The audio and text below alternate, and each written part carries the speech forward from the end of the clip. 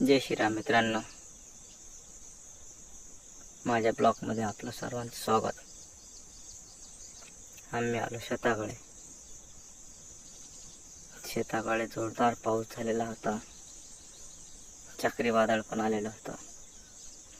त्या कारणानं आमच्या संत्र्याचे झाडं, सागाचे झाडं सर्व खाली पडलेले होते.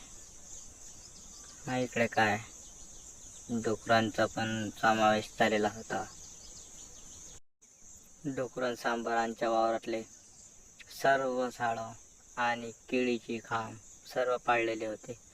त्यांच्या पार्टीच्या वावरात पण घुसलेले होते. काय पाहतो तर एक तास त्यांनी उकरून नेले, कारण त्यांची जो झुंड असतो ना तो पूर्णच 10-15 जण मिळून फिरतोय. आणि त्याच्या काळात सांबर पण आहे तिथे. पराठीचा सर्व धिंगाणा केलेला आहे. आता इकडे डाबरीत आलो आम्ही. इथं पाण्याच्या सहाऱ्यानं काहीच नाही जगत. तर म्हटलं चला काय ना काय लागवून घेऊ.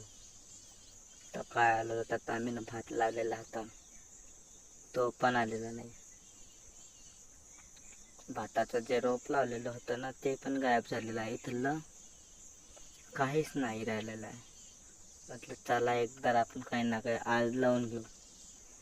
तर तिथं लावणं चालू झालं आहे भाताचा रोप डबल.